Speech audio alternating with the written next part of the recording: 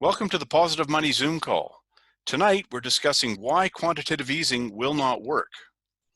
As usual, we won't be discussing conspiracy theories or the Rothschilds.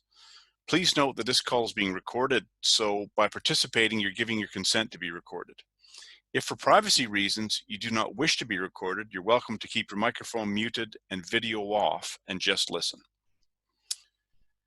We will start with some introductory remarks, then play a 6-minute video from the UK, then open up for questions and comments. Afterwards, we'll talk about the 2020 budget. In March, as the COVID-19 crisis hit, interest rates started spiking upwards. The Reserve Bank announced quantitative easing on the 23rd of March 2020 to provide liquidity and reduce rates, and immediately, interest rates dropped dramatically, flattening the yield curve. Don, why are you saying quantitative easing won't work when obviously and objectively it did? Oh, good question. But before I answer your question, a couple of observations. Firstly, we're talking about the $30 billion to the financial markets and not the other stimulus packages. Secondly, the upward spike in the interest rates you talk about was 0.5%. And so the flattening of the yield curve was not that dramatic. Now, when we say that QE won't work, work means solve the problem with the economy, not put a patch on the problem. QE may have worked temporarily to lower interest rates, but it won't work in the medium to long term to solve the underlying problems, and in fact, makes them worse. QE is a highly inefficient means of providing a stimulus to the productive economy, as it prolongs any recession unnecessarily. So Cliff, can you please play a 6-minute clip of the British experience with quantitative easing? How to waste £375 billion.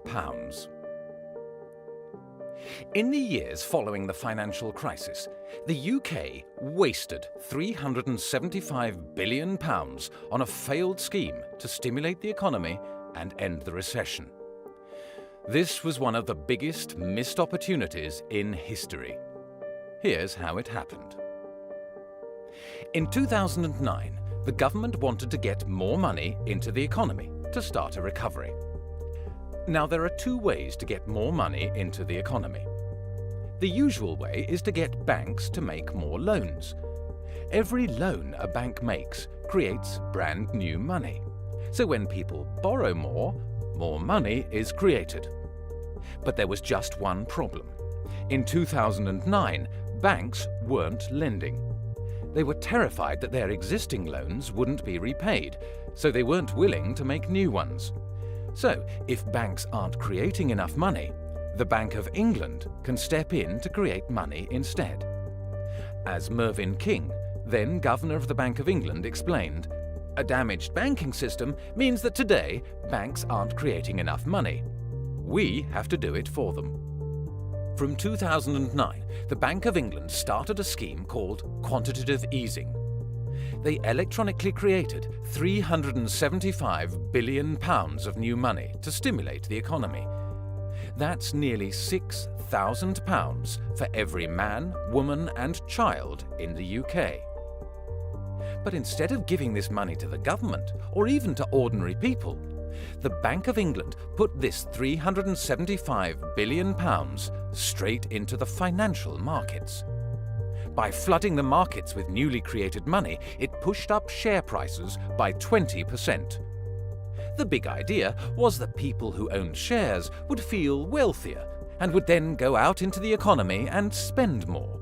The money would trickle down, and eventually everyone would end up better off. But most people don't own many shares. In fact, 40% of the stock market is owned by just the wealthiest 5% of the population. These people became richer by £128,000 per household. But they didn't go out and spend more. Instead, they put even more money into the financial markets to benefit from rising prices. So quantitative easing didn't work. For every £1 the Bank of England created in this way, just 8p trickled down into the real economy. The rest of the money got trapped in the financial markets, making the rich even richer, but doing very little to help anybody else. Meanwhile, at the same time as the Bank of England was creating all this new money, the government was running out of money. In 2010, they cancelled a programme to rebuild 715 schools. They also cancelled plans to build over 1,000 flood defence projects. At the same time, tens of thousands of construction workers were unemployed, sat at home desperately looking for work and for something useful to do. Instead of using some of the new money to employ them to build good schools, which would have cost just £1 billion, we let the Bank of England create 375 times this amount just to flood the financial markets. So why does the government cancel essential projects because there's no money, even though the Bank of England was able to create more new money than the entire government spends in 6 months? What if the Bank of England had taken just a fraction of the money they'd created and put it into the real economy? This is an idea that we call sovereign money. Instead of relying on private banks to create money to push up house prices, or letting the Bank of England create money to flood financial markets, we could use the power to create money in the public interest, to improve our economy, to build better homes, better infrastructure, cleaner energy, more jobs, or whatever we democratically decide is most important. If the Bank of England had taken just £10 billion, less than 3% of what they actually created, and given it to the government to spend into the economy, the recession would have been over much sooner, and hundreds of thousands of people could have been saved from years of unemployment. By spending £10 billion on building affordable homes, the government could have created up to 284,000 jobs. And as those new employees go out and spend their salaries, this would create even more spending and more jobs. So when new money goes into financial markets through quantitative easing, it takes £1 to grow the economy by just 8p. But when new money goes into the real economy, then every £1 created grows the economy by £2.80. There is a better way to use the power to create money. Instead of using it to prop up financial markets or push up house prices, we can make sure the power to create money is used for something that benefits ordinary people. We're campaigning for a financial system that works for society and not against it. Join us at positivemoney.org.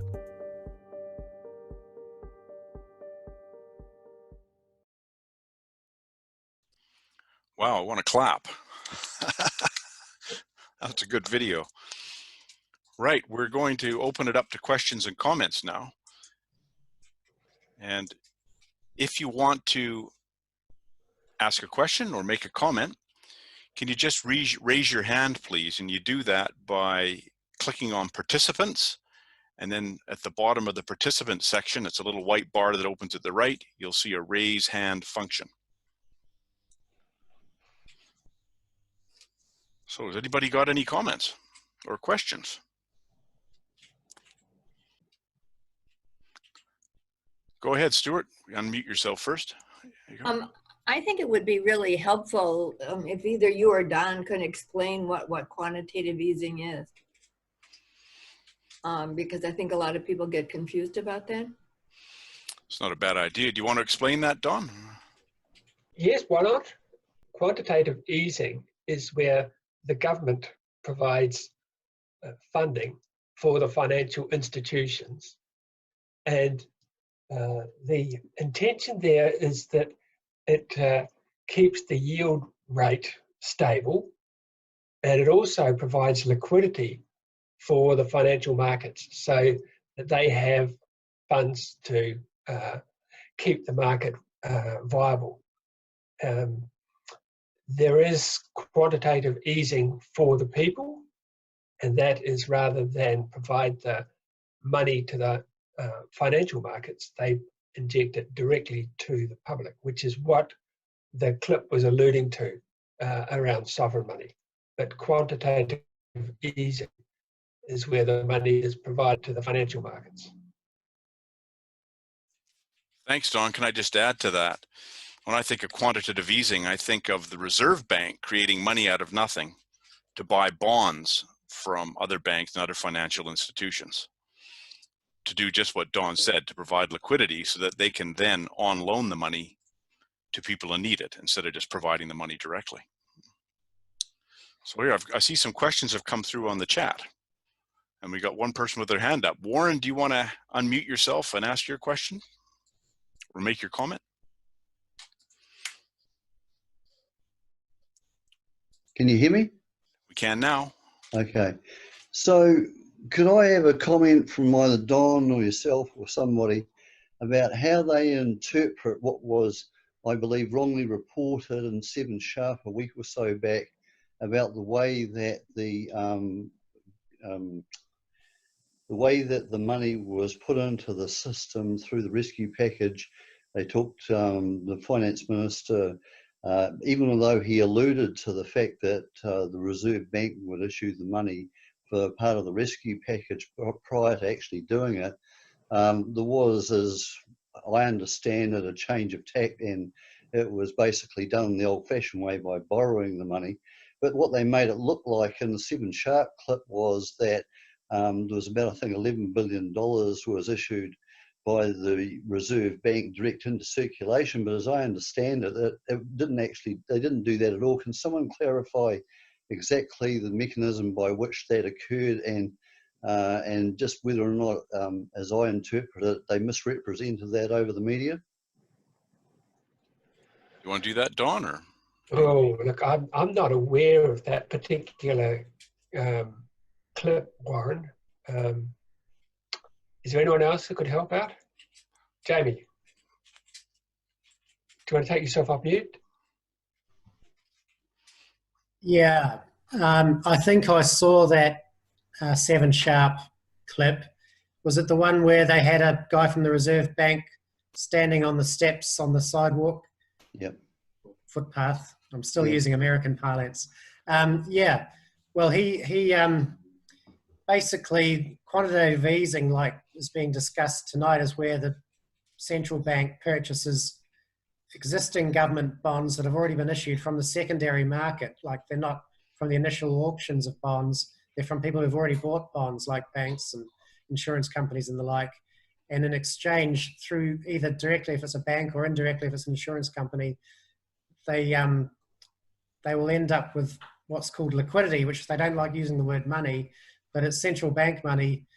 But what the guy at the Reserve Bank was alluding to, which is what I've heard is from Adrian Orr and others at the Reserve Bank, is that part of the bonds that are going to be purchased by the Reserve Bank are going to be purchased directly from the government. And that's seen, until now, that's been seen as a big taboo. And but other countries are doing it. Indonesia's doing it, and they have to say in the media that we're not printing money, but that's exactly what they are doing, because people think of printing money as actual physical notes. They don't think of it as the electronic accounts on banks' bank accounts at the central bank. Thanks, Jamie. Thanks very much.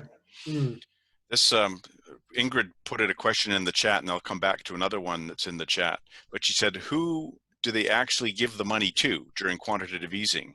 And I believe it is that the Reserve Bank money is actually given to the banks themselves because they're actually buying bonds off banks. Therefore, the banks themselves get the money. With purchases on the secondary market, yes, it goes to banks. The so-called liquidity, central bank money, goes to banks. And if it's not a bank that's selling the bonds, but it's going through the bank, then it'll be the bond seller that ends up with bank deposits in their bank account, and their bank will end up with bank reserves in its bank account at the central bank. So it's like a two-step process. But when the central bank purchases bonds directly from the Treasury, that money central bank money will end up directly in the Treasury's account at the central bank. And then from there, that's where the government spending goes out from, which then goes to recipients' bank accounts in the form of deposits, and the recipient's bank's account at the Reserve Bank in the form of reserves or central bank money or liquidity. The problem is they use so many different words for the same thing. Yeah. Thanks, Jamie. Now look, we got a question in our chat. Mike has asked, do we know what the UK are planning to do now following COVID-19? The same as what they did in 2009? That's the question. Don, do you know? Is the best to answer that, but as I understand it, the Bank of England has what they call the Ways and Means Fund, and that allows them to create money and then issue that. So they are doing a form of sovereign money, but as I understand it, they may even go to the banks to borrow money to pay back the money that they've created, which is just a complete nonsense. But the Ways and Means does give them an option to create money directly. Jamie, do you want to add to that? Oh, you're on mute, Jamie. Yes, they are using the Ways and Means Advances facility, which is basically the UK Treasury's overdraft facility at the Bank of England, which has always been there, for hundreds of years. And the UK has an out clause on the Lisbon Treaty for the EU to say that they could still use that, and they did use it in 2008, 2009 when some of the UK banks were collapsing, and they had to use it overnight to sort of help purchase some of those banks' shares and the like. And but they've basically kept it at the same balance for a long time. But now they're going to use it, and they say that they're going to backfill the borrowings from the Ways and Means Advances by issuing more government bonds to sort of sterilise those Ways and Means Advances in the future. But in the interim, because they don't want to flood the market with gilts, with UK government bonds, they're going to use the Ways and Means Advances facility like an overdraft facility that the UK government has with the Bank of England. They're going to use that for funding some of the programs that they're doing, the spending that they're doing at the moment, which is what Positive Money has been advocating, or part of what Positive Money has been advocating, at least as an interim step towards sovereign money. All right, thanks, Jamie. I see Warren's got his hand up. Warren, do you want to ask your question? I just, two parts to that. One is to re-clarify the point I was making before, and that is what you just said, Jamie, in regard to them going through the banks to back up that money effectively. Is that what you meant? It could be. I mean, that they said that they will issue more bonds later, and it could be that banks that purchase them, because banks will just use their reserve accounts at the Bank of England to purchase them with from the Treasury, or it could be other people in the financial markets who buy them, because the government bonds, even though they may, in some countries, they have a negative interest rate. If you've got a deflation going on, like they have in a lot of Europe, even with a negative interest rate, it's still a positive interest rate once you take inflation into account. Yeah. So if that's the case, why are they still allowing the banks to clip the ticket when they don't have to? And we know that. And if you compare that with, as I understand it, when Savage did the housing program in the 30s, that money just came direct through government bonds. The banks didn't clip the ticket at all, did they? Well, my understanding is that the New Zealand government used the equivalent of the Ways and Means Advances that they have in the UK. The Reserve Bank just created the overdraft facility for the government to spend from. And that's how they financed the state houses and a lot of the bridges and things that got built. And that was carried on right up until about 1987, 1988. It was actually the norm in every country in the world. Yeah. Even in America, they stopped doing it in America in 1981, but it was the norm. That's how, World War II, a lot of that was financed that way. Because that's pure social credit, basically, without, well, in its essence, without the banks being able to clip the ticket any part of the way along there. So I guess the real question is, why are they still being allowed to influence the markets now, when in actual fact, it doesn't actually matter whether a government runs a deficit, because as long as the amount of money going into circulation is in a system of equation to goods and services required, there's really no problem with that. Seems to me like they're too scared to go the full hog, or someone's telling them not to. That's basically where I'm coming from. Good. Thanks, guys. Ingrid's asked, is the UK money creation mechanism exactly the same as New Zealand, or are there material differences? Or maybe that was Catherine's question, sorry. As far as I know, there's no differences. Don, do you want to comment on that? No, I don't think there's any difference. In fact, on the Reserve Bank New Zealand's website, they've got the video from the Bank of England about how money is created. So it's the same mechanism. Yeah. All right, I'm just looking through our chats here. Stuart has said from Ingrid, Ingrid's question, so some of our quantitative easing might actually be sort of sovereign money in a roundabout way. Question mark. Well, I don't think it is yet. It's possible. Don, what do you think? Yes, because they did say a quantity of the bonds may be purchased on the primary market. So there's two variables there. First, it's may, and then it's a quantity of. $10 is a quantity, as is 10 billion. So it lacks specifics. It does. And the primary, I like that use of the term, the primary market. That's the government. Yeah, that's right. Yep. Yeah, the person who made the bonds. Ingrid also asks, and what happens if insurance companies have bought bonds? Do they then spend it? Jamie's shaking his head. What do you think they do with it, Jamie? Okay, if an insurance company buys bonds, they're basically using some of the money that they've collected from their premiums, from their insurance policies, and they're using it to invest as part of their investment portfolio to maintain money for when they need to pay out claims on their insurance policies. So they invest in government bonds as like a bedrock layer of their investment portfolio. It's like a hedge against risk of investing in some other higher risk things like shares, which may go down. And they know that at least a certain amount of the money that they've invested won't go down because the government bonds are seen as safe. So no, so what they do, they lose deposits from their bank account and they get bonds in their portfolio account instead.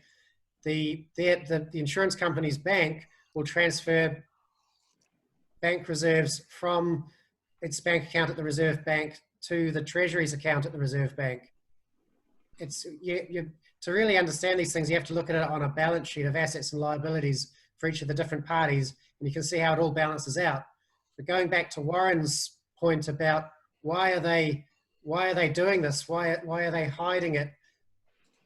Well, there's been 30, 40 years of indoctrination in the economics profession, and so all the textbooks basically are wrong.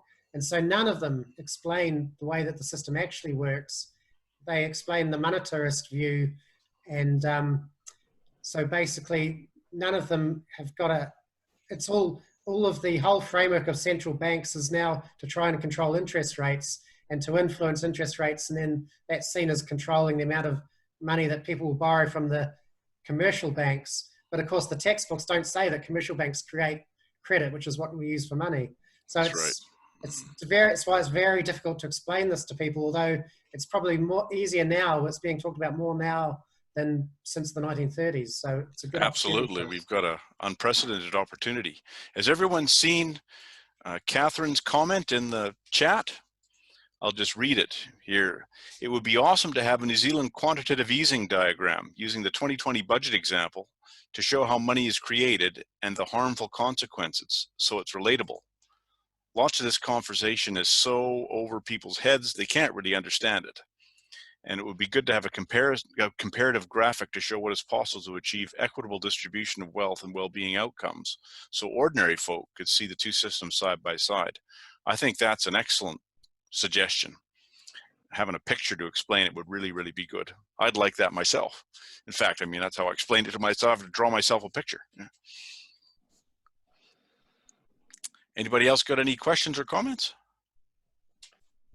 I always like the example of the Abraham Lincoln example of being offered 400 million to fight the Civil War, and that rate was going to be between 26 and 34%, and he gracefully declined, issued federal scrip, saved the taxpayer billions or millions, and probably paid for it with his life as a way of interest. So true. So true. All right, well, if we no more questions about quantitative easing, maybe we should start on our next little topic, and I'm sure we can come back to quantitative easing if we have more to say, because it's kind of related to our next bit. We thought we'd talk a little bit about the budget 2020 being a lost opportunity, at least so far. Don, do you want to start out? Yeah, thanks, Cliff. It looks as if the government is going to borrow the $50 billion it needs for the COVID-19 package in the budget, rather than have the Reserve Bank create the money like it did in the Great Depression of the 1930s. Back then, we were in a deeper financial hole than we are now, and millions of pounds was injected in the economy to build thousands of state houses. This kick-started the economy and laid the foundation for the welfare state. Now, the opposite will happen here. Borrowing from the banks to fund the package will take decades to pay it down, and the interest payments will siphon off valuable tax dollars from social spending. COVID-19 is not the only crisis we face. Our mental health system is in disarray. Child poverty has not been addressed, and the unemployment benefit may not be enough to support families through the recession. So, does anyone have any questions or observations about the budget?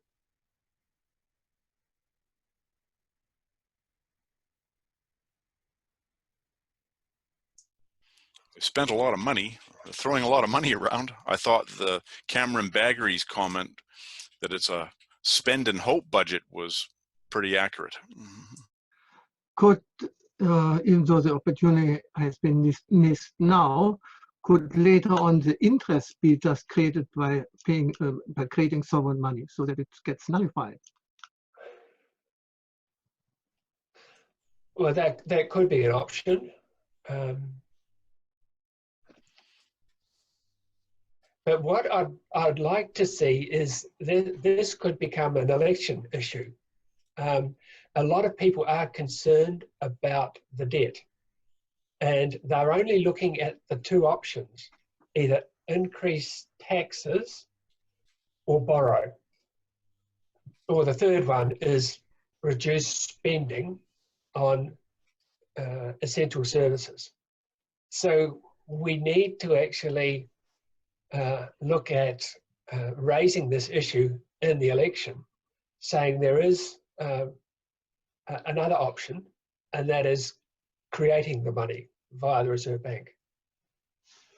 Don, can I speak to that, please? Yeah, sure, Warren. Okay. A few years ago, I put the 1933 Debt Conversion Act, I put that as a submission to the Dunedin City Council. And I was prompted to do that by the Reserve Bank Bulletin article by Waddell, is it Waddell? Alistair Waddell, I think, who used to work for them. And he did a 12-page item on it. I don't know if anyone's familiar with it. But effectively what they did when New Zealand was in a pretty deep hole, we owed about 170% over GDP. And we were on a pound for pound basis with England.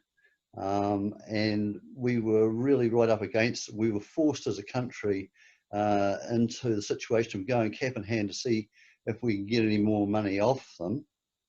And so what was done was actually for the government to buy the debt to reduce the interest and give us a bit of headroom in the economy. And I think probably that may have been, from the way I interpret it, the basis for which when the Savage Labor government went in to do what it needed to do, that's what gave it a bit of wiggle room to get started with. So I think knowing that that act is still on the books, that could be one mechanism that might help do exactly that. In other words, as Otto just suggested, to, if you like, refinance the debt at some future point, or re-engineer it, I guess. Warren, what response did you get when you put that proposal forward? Well, I went to the council meeting in person, and all there was, and I handed all a copy to each of the councillors of the proposal and all the and the article to back it up, and spoke to it, and there was nothing but mute silence. And I said to Lee Vandervis, who's one of the councillors I know, I said to him sometime later, in fact I was talking to him last year, and I mentioned it, and I said, you know, what was with that response? I said, they didn't even look twice. He said, Warren, he said, they simply would not have had a clue what you were talking about. Now, if a guy who's never, like myself, who's never studied economics other than being versed in social credit, can understand something as straightforward fundamentally as that, then my heart's in my hands when I think that we've got people on council that can't even bother to take a look at it. Well, it's not just people in council. We've encountered people at all levels of government and very senior positions who actually should know better, that really don't know where money comes from. Yeah. True. Yeah. We've got, I see, no, that's Jamie, you've got your hand up. You want to go ahead, Jamie? Yeah, I just wanted to commiserate with Warren, because I had the same experience about 20 years ago when I went to a Auckland Regional Council meeting and suggested that they lobby the Reserve Bank to help finance some of Auckland Council's debt. And the finance chair was just sort of shaking his head. But now I understand that part of what the Reserve Bank is doing is they're going to buy some local government bonds as well. Oh, really? Yeah. Oh. And the same in America with the Federal Reserve. So yeah, so 20 years later, now it's just done like that. But at the time, nobody understood what I was saying either. Yeah, like water on a stone, really, wasn't it? Just runs off. Yeah. The opportunity and timing is perfect right now to get the message out. Yeah. Have we got any other comments or questions? We should talk a little bit about our letter writing campaign. We're looking for people to help with a letter writing campaign. We got, like we've been saying, we've got a unique opportunity with the government's decision to use quantitative easing. It gives us a good opportunity to publicize sovereign money and persuade them to eliminate the middleman banks by monetizing the debt. So if you're able to help with that, able to write some letters, either be it to your MPs or to letters to the editor, would you please put your email address in the chat discussion if you're able to help? It'd be good, and then we'll get a hold of you, and together we might be able to make a difference and take advantage of the opportunity we've got.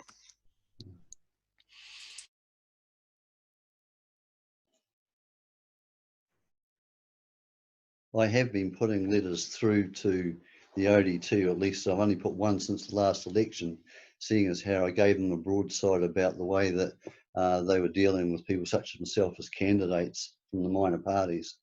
And I know that Bob Warren has put several in recently, a number of the other local social credit people. None of them are being printed. And I think it's a bit galling when you consider the level of exposure that social credit's had, the money that's been spent with newspapers, and yet you know, our contributions aren't deemed worthy still. Well, I think we also need to understand that for people who hear this message the first or second time, it seems so obvious that they get suspicious. There must be a catch, a hook somewhere. That it can't be that simple. Otherwise, we've been doing it forever. And this is what happened when I first came across the message. I simply didn't believe it. I needed to hear it from 2 or 3 different people until I figured out that, yes, this is actually what's going on. So some people may be hearing this for the 2nd or 3rd time. And so I think it's a matter of keeping up the narrative and keeping the pressure on, because we are getting some of the economists becoming emboldened and speaking out about it. And the more people who speak about it, the better. Totally agreed. Thank you for all the people that are putting your email addresses in. And thanks, Jamie, for offering to write it out so we can get a little briefing so we can get the language right when we're talking to people about it. I appreciate that. Thank you. Now I see that Steve's got a question. Yes, hi. Cliff, as well, Dom and I have written to the editor quite a few times, but lately I've been trying to express myself to the meat, the meat process union, New Zealand Meat Workers Union, and same problem as like councils. It falls on deaf ears. They don't understand it, and in the end, they basically tell you what you write is a whole lot of crap because it's you can't get base one through past base one with those guys. So, and the reason why I did that is because Ian Scott, I think it was a guy who was in Turkey a couple of weeks ago. He talked that we had to get more aggressive. So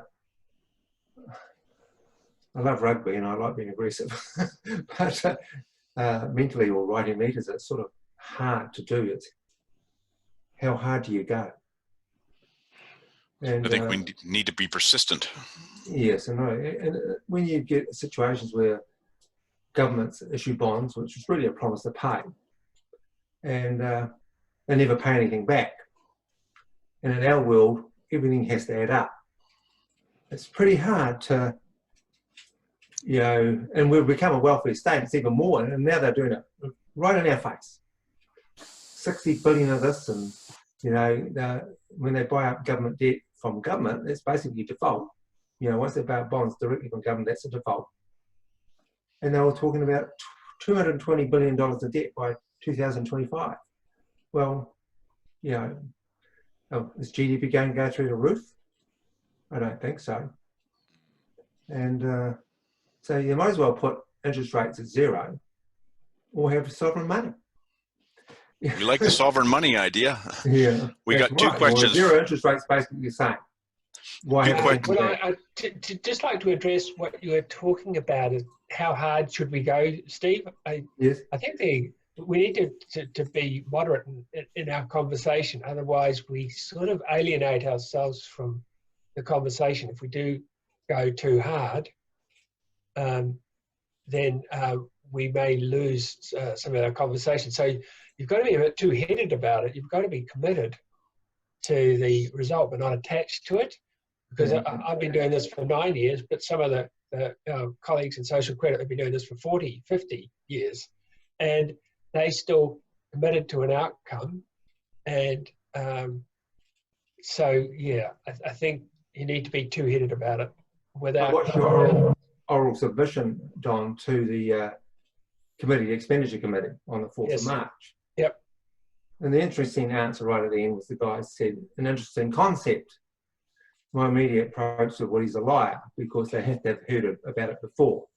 And, they just keep us fobbing us off. And I've always said that to you, Don, that they've always fobbed people off. They don't really want to do it.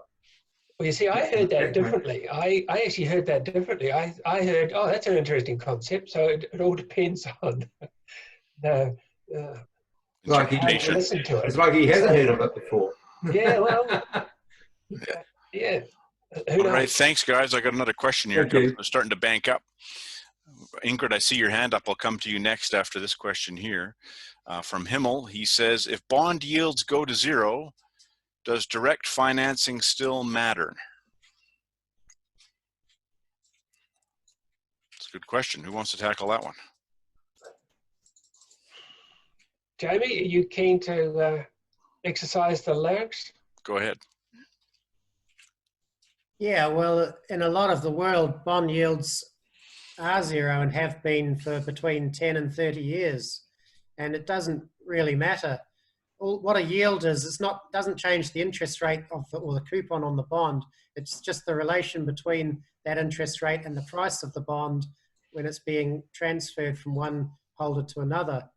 So without getting too technical, a lot of bonds that have got negative yield on them at the moment are overpriced. People are actually paying above par, above the initial issuing price for them, because they're so desperate to hold on to what they call or think of as safe assets.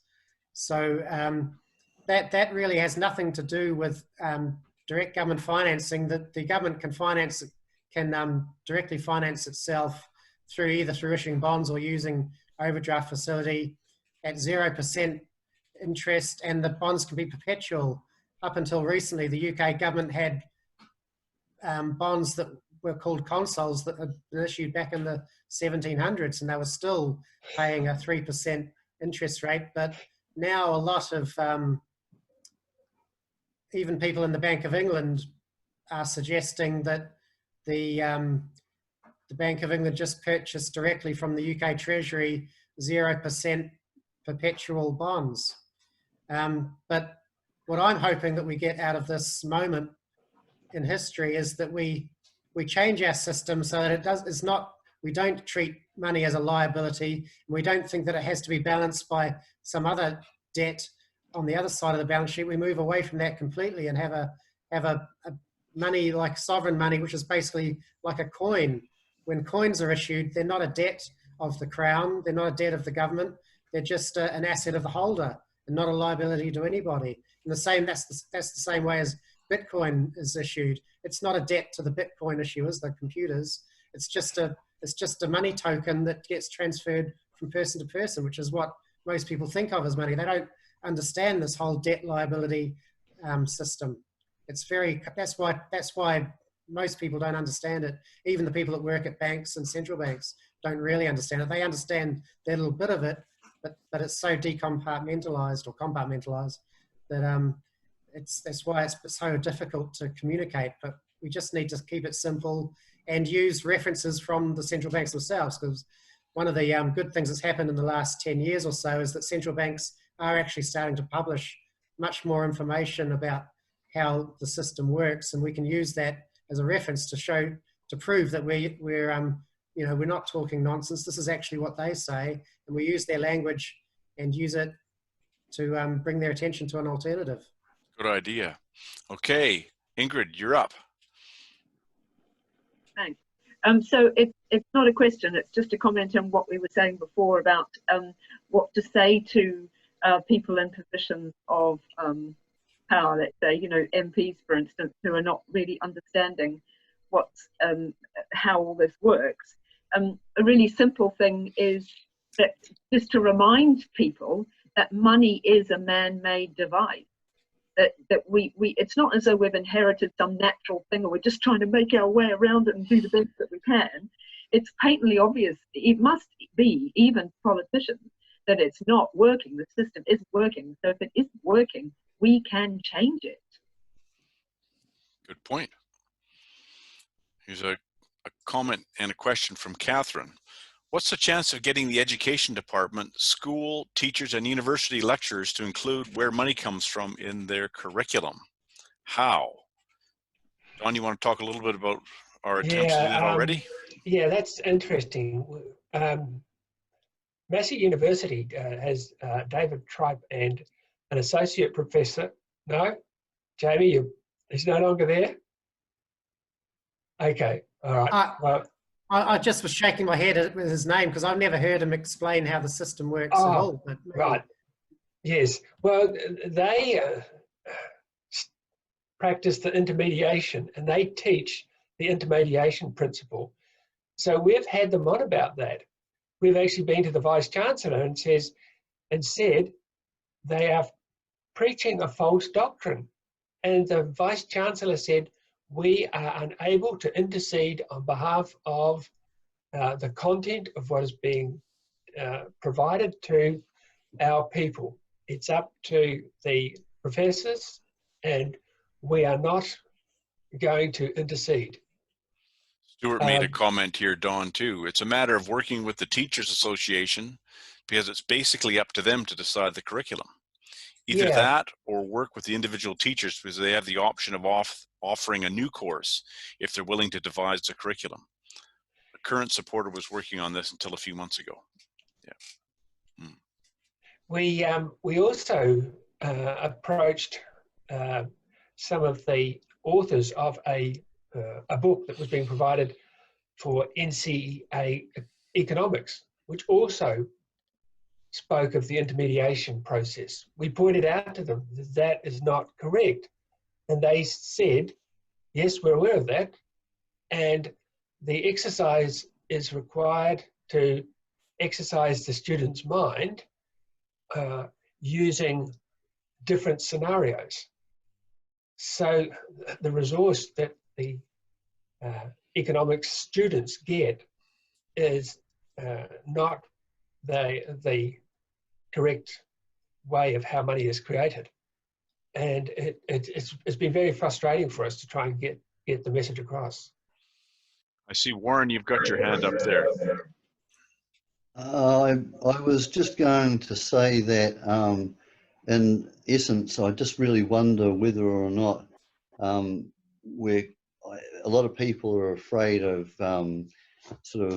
killing the golden goose, or their own golden goose, and so they're going to really fight as hard as they can. I'm talking about the banks and the financial institutions, in order to preserve. I mean, you know, we've got to look back and think about how the whole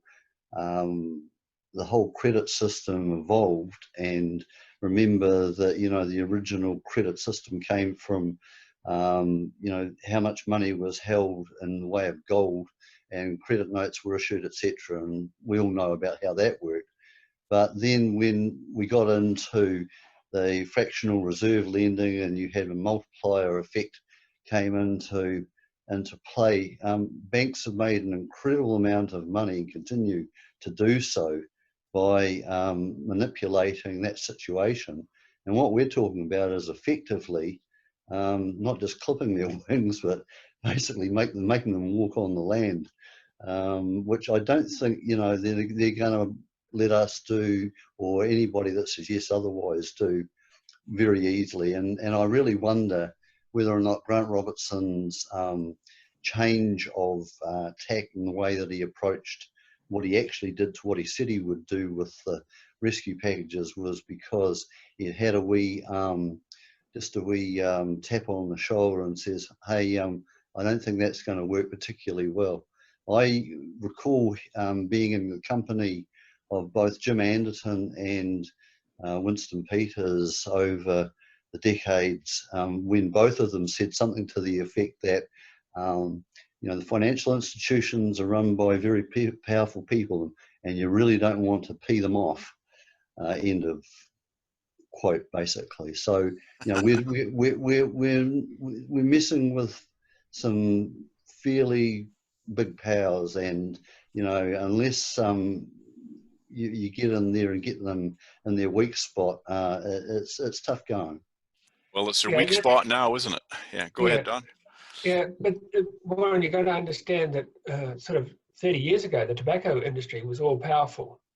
And the idea of going up against the tobacco industry and toppling them off their perch was considered a hopeless case. And during the financial crisis, the whole system collapsed, the whole stack of cards collapsed. And it's vulnerable. The system is vulnerable, and it falls over. And one day, governments are going to get tired of propping up a failed system. And this time around, there has been more and more voices coming out against it.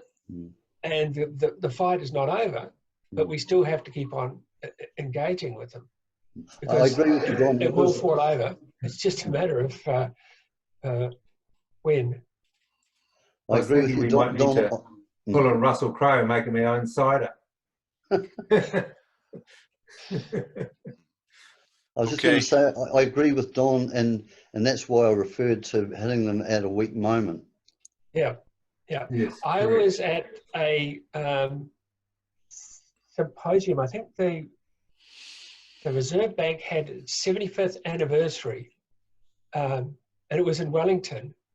And all these economists were patting themselves on the back of how well things were doing. And I asked them, but hang on, the global financial crisis is just just happened. The whole stack of cards has fallen over, and we're congratulating ourselves on a job well done. All we're going to do is put the stack of cards back together again, hoping that it'll be better of this time. And one of the spokespeople said, oh yes, but we're going to have better cards, and we're going to have better glue, so it won't fall over. So that was the sum total of their advice to me. Jamie, you got your hand up. Oh yeah, just to agree with what Don says, that when this response at the moment won't be enough to stop commercial leases falling over. Those people who own those commercial buildings will be, if they've got mortgages, they won't be able to make their mortgage payments and all that. So the banks, even though they've got, in New Zealand, they've got more capital cushion than in most countries, that could disappear very quickly, and they'll be looking for the government to bail them out. And it's only 10 years since the last time. I think hopefully that'll wake people up to say, well, why does this keep happening? And we have an opportunity. And actually, if we reform the system, I think banks would actually be much more stable if they did actually operate as intermediaries and do what everyone thinks they do. Because other companies that do that have been able to survive, like peer-to-peer lenders and the like. So there's no reason why banks with all of their resources couldn't. True enough. Otto, I see you've got your hand up. Do you want to go ahead? All right. This is a bit left field. I meet quite a few people recently who believe in a biblical faith in the gold standard and are quite fundamental about it. And they think that would stop the bank from fractional lending. How do you best respond to it? I don't agree with it at all, but how do you convince people like that?